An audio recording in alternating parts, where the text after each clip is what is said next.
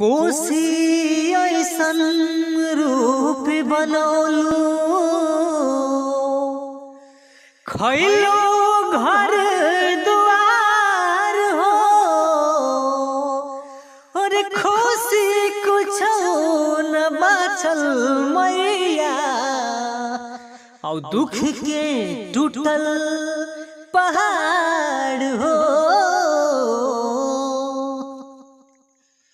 कैसे छठिया करिए मैया लूटल सब हमार, कैसे छठिया करिए मैया लूटल सब हमार।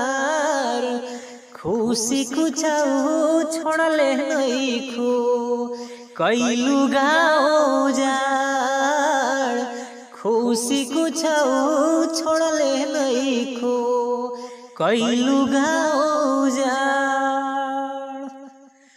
अरे जहवा हो खत रहे छठ के बरतिया अब न चिन्हाले उहे नदिया ये घटिया। और जहवा हो खत रहे छठ के बरतिया अब न चिन्हाले उहे नदिया ये घटिया। घाट बजरिया सब बह गईले ऐसन आइल धार। अरे घाट बजरिया सब बह गईले ऐसन आइल धार। खुशी कुछ छोड़ले नहीं खो कैलू गाँव जाड़, खुशी कुछ छोड़ले नहीं खो कैलू गाँव जाड़। और कैसे में आदित्य के अर्घ दियई है और पनवा सुपारी अब कहावा से आई है।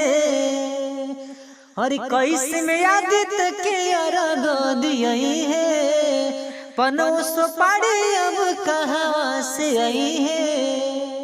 अरे भिखियो ए माई के करस मांगी सबे भइले भिखार। अब खुशी कुछ छोड़ले नहीं खो कैलू गाँव जाड़, खुशी कुछ छोड़ले नहीं खो कैलू गाँव जाड़।